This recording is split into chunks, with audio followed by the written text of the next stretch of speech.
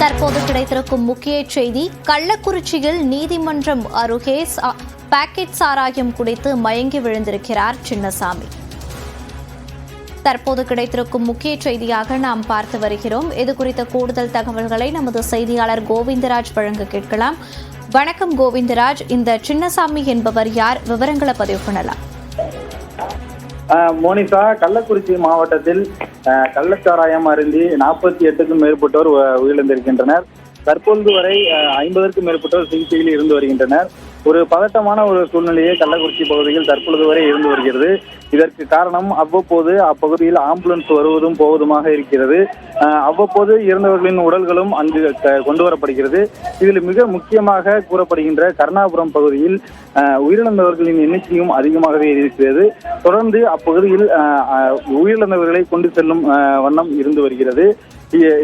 அப்படி இருக்கும் பட்சத்தில் தற்பொழுது கள்ளக்குறிச்சி ஒருங்கிணைந்த நீதிமன்றம் அருகே ஒரு வாலிபர் ஒருவர் தனது மகனுடன் அங்கு சுருண்டு படுத்திருந்ததை நாம் பார்த்தோம். நேரடியாகவே பார்த்து கொண்டிருக்கிறோம் அந்த காட்சிகளை. தொடர்ந்து அவரிடம் நேரடியாகவே கேட்ட பொழுது தான் 2 பாக்கெட் கள்ளச்சாராயம் அருந்தியதாகவும் வீட்டில் இருந்த சாராயத்தை எடுத்து தன் அருந்தியதாகவும் தெரிவிக்கிறார்.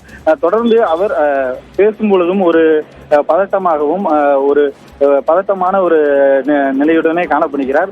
இதன் காரணமாக அங்கிருந்தவர்கள் அவரை மீட்டு ஆம்புலன்ஸ் மூலம் அவரை மருத்துவமனைக்கு அனுப்பி வைத்துள்ளனர்.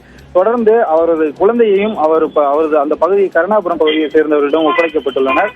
இதுபோன்று தொடர்ந்து கள்ளச்சாராயம் அருந்தியவர்களின் எண்ணிக்கையானது தொடர்ந்து அதிகரித்து வருகிறது என்று கூறலாம். விவரங்களுக்கு நன்றி கோவிந்தராஜ்.